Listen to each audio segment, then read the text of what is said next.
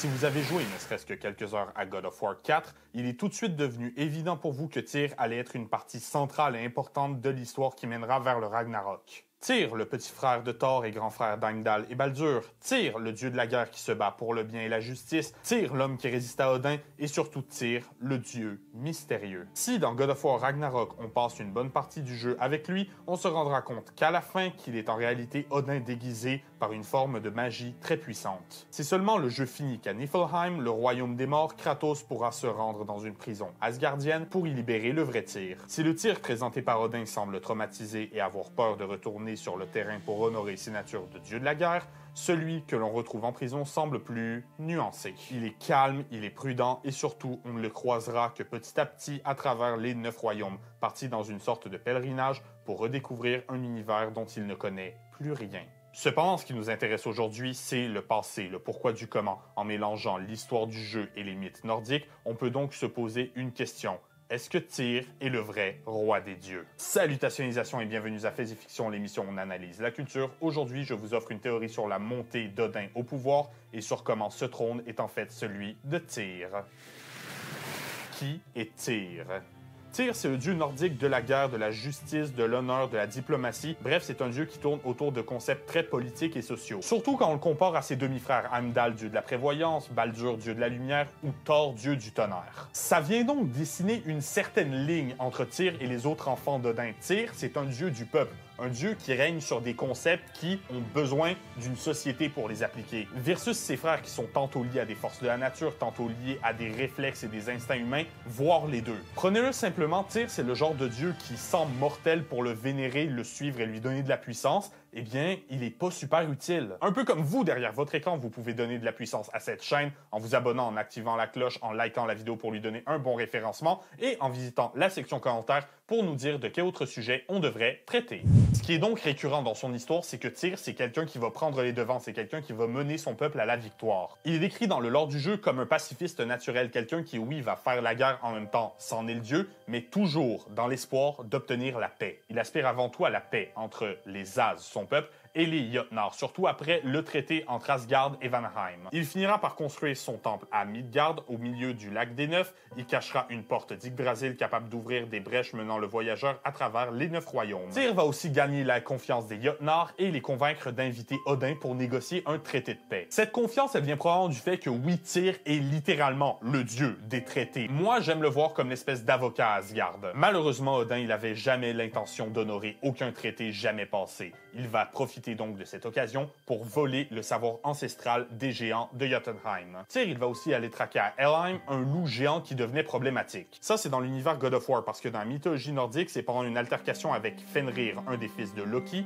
que Tyr perdra son bras et deviendra un dieu manchot. Entre-temps, les Jötun avaient compris qu'Odin allait les trahir, ils lui ont interdit de revenir à Jotunheim, et Odin, pour se venger, il a simplement déchaîné la puissance de Thor et génocidé les géants. Tyr, se sentant responsable de cette action, va aider Faye, une des dernières géantes, à cacher les portes de Jotunheim entre les 9 royaumes, là où Odin ne pourrait jamais les atteindre. Utilisant la pierre d'unité, cependant, il était toujours possible pour Tyr d'aller à Jotunheim. Éventuellement, Odin va réaliser que Tyr complotait dans son dos avec les géants et c'est pour ça qu'il va l'emprisonner dans une prison secrète, propageant la rumeur qu'il aurait trouvé la mort. Ce qui va plus ou moins marcher parce que si Tyr était censé avoir trouvé la mort pendant une bataille ou quelque chose dans le genre, les 9 royaumes connaissant Odin, ils vont tout de suite se mettre à croire que c'est lui qui a exécuté Tyr. C'est globalement l'histoire du dieu dans les jeux God of War, mais si quelque chose doit attirer votre attention, c'est le fait qu'Odin propage des rumeurs. Utiliser de la propagande, c'est quelque chose qu'Odin sait donc très bien faire. Et je me demande, est-ce qu'il y aurait quelque chose de plus là-dessous?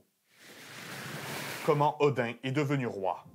Odin a tué Ymir, le premier être vivant de la création, et donc l'ancêtre de tout être vivant dans cette version des mythes. Persuadé depuis son plus jeune âge de la supériorité des Aesir par rapport aux Jötnar ou aux Vanir, Odin va, après avoir tué Ymir, se proclamer lui-même le roi des dieux. Ce qui va nous apprendre quelque chose par la timeline, parce que par déduction, si Odin devient roi en tuant Ymir, il peut être impliqué qu'au moment où Tyr était en train de négocier un traité de paix avec les géants, Odin, son couronnement, il n'avait pas encore eu lieu. Et j'insiste volontairement sur le fait que la timeline est floue ici parce qu'on ne sait pas en quelle année se déroulerait God of War 4. Même si dans God of War Ragnarok, on est confronté à Fimbulvetr, un hiver rude censé annoncer l'arrivée de la fin du monde. Et que si on s'accorde à notre histoire entre 535 et 536 après Jésus-Christ, un hiver rude qui a été pris par les peuples nordiques pour Fimbulvetr a bien eu lieu. Donc oui, par déduction logique, on peut en conclure que God of War 4 se passe bel et bien à cette période, c'est-à-dire un peu avant la deuxième moitié du 6e siècle. Ce qui nous amène donc au personnage de Mimir. Il est dit de lui qu'il essaie réellement de préserver la paix et que ses efforts vont être démolis par la paranoïa de Odin qui enverra Thor génocider les géants. Mimir, il est dit qu'il est gardé prisonnier par Odin pendant 109 hivers. Voyons donc ce que ça implique au niveau de la timeline. Tyr organise un traité de paix avec les géants. Les géants virent Odin d'Asgard. Odin commet le génocide des géants avec l'aide de Thor,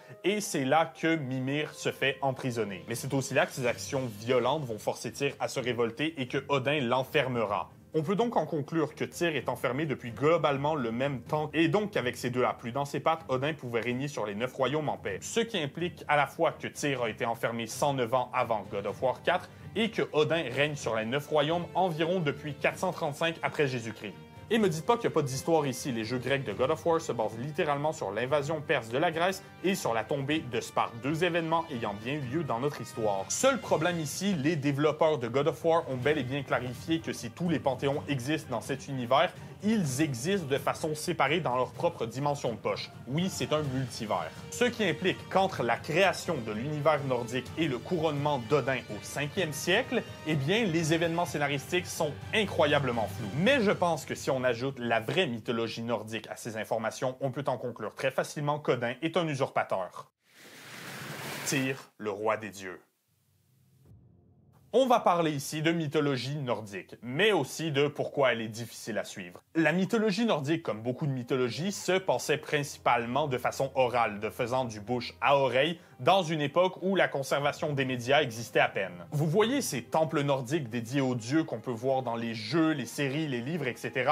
Eh bien, dans la vraie vie, on n'en a retrouvé qu'un seul qui daterait environ du 9e siècle. Et encore, c'est plus une maison longue qu'autre chose. En termes de littérature, les livres les plus importants sur la mythologie nordique qu'on possède aujourd'hui, ce sont l'Edda poétique et les Prosédas. Définis comme la première tentative d'expliquer la mythologie des peuples scandinaves à l'époque pré-chrétienne de façon à ce que les peuples médiévaux puissent les comprendre. Le pseudo-temple retrouvé, il date donc du 8e siècle et les livres et ouvrages de référence les plus consultés du 13e siècle. Entre ensuite l'histoire des Vikings. C'était pas vraiment un peuple, plus une catégorie de gens. Le terme viking lui-même, il est apparu entre le 12e et le 14e siècle et on pense qu'en vieux norrois, ça voulait simplement dire quelque chose comme pillard ou pirate. Les peuples rattachés au mot viking, donc, on les trouvait pas mal partout, autant en Europe qu'en Amérique connue à ce jour, qu'en Asie occidentale. Mais surtout, les Vikings au 9e siècle, c'est là qu'ils vont commencer à se convertir au christianisme. Ce que ça implique, c'est que les traces archéologiques, les traces littéraires et le mot viking en lui-même, ben, ils viennent tous d'une époque où le panthéon norrois, il était plus vraiment vénéré, ou au moins en phase d'être abandonné. On estime qu'autour de l'année 1050 après Jésus-Christ, la plupart, si ce n'est tous les Vikings, avaient été convertis au christianisme. Donc, une trace fidèle de l'époque où on croyait bel et bien à Odin, Thor, Loki et tout ce que tu veux, ben, ça existe probablement pas. Ou du moins, j'en ai pas trouvé, mais soyez sûr de me corriger en commentaire. Pourquoi c'est important? Principalement pour prouver que la mythologie nordique, c'est une mythologie dont on peut simplement parler au conditionnel et au théorique. Voyons voir ça. Il existe une théorie sur la mythologie nordique. Une théorie comme quoi, avant Odin lui-même, Tyr était le roi des dieux et donc le dieu central de ce panthéon. Premièrement, oui, Tyr, c'est le dieu de la guerre, mais peut-être pas au sens où on peut l'entendre. Le saviez-vous, Odin, lui aussi, c'est un dieu de la guerre et de la mort. Il est sur la ligne entre le bien et le mal dans les mythes. Il est avant tout un guerrier, un général qui amène la guerre avec lui, mais aussi donc la gloire, offrant les portes du Valhalla aux guerriers qui seraient tombés au combat.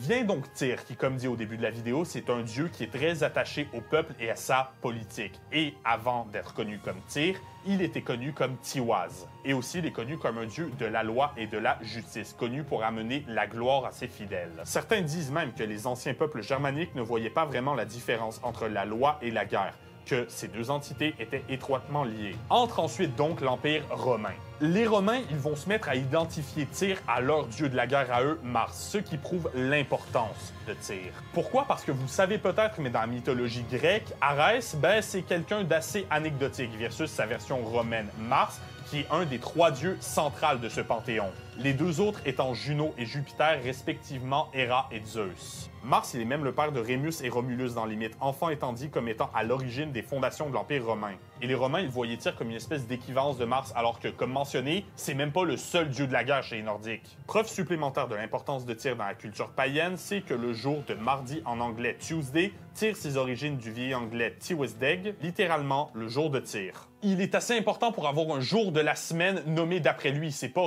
rien ça. C'est d'autant plus impressionnant quand tu sais que d'autres dieux très importants du panthéon nordique comme Ymir, Heimdall, Loki ou même Baldur, n'ont pas cet honneur. Les seuls dieux à les avoir sont Tyr pour mardi, Odin pour mercredi, Thor pour jeudi et Frigg pour vendredi. Tout ça, bien sûr, quand on reste dans l'optique nordique de la chose parce que ça se complique si on visite Rome, mais ça, c'est un sujet pour une autre fois. Même le nom de Tyr, Tiwaz en proto-germanique, ça veut littéralement dire Dieu, et on a des traces historiques qui viennent dater Tyr comme étant un des dieux les plus vieux de la création nordique. Mais aussi que cette façon de faire passer le flambeau de Tyr à Odin en tant que dieu central de la mythologie, eh bien c'est quelque chose qui aurait été très possible. Information que oui, j'ai trouvée dans un RIAC du Dr Nathalie Van Dusen, professeur d'études culturelles à l'Université de l'Alberta, disant que oui, il est suspecté historiquement parlant qu'avant l'ère d'Odin, Tyr était regardé comme le dieu central de la mythologie nordique. Maintenant, qu'en pense-t-on dans God of War?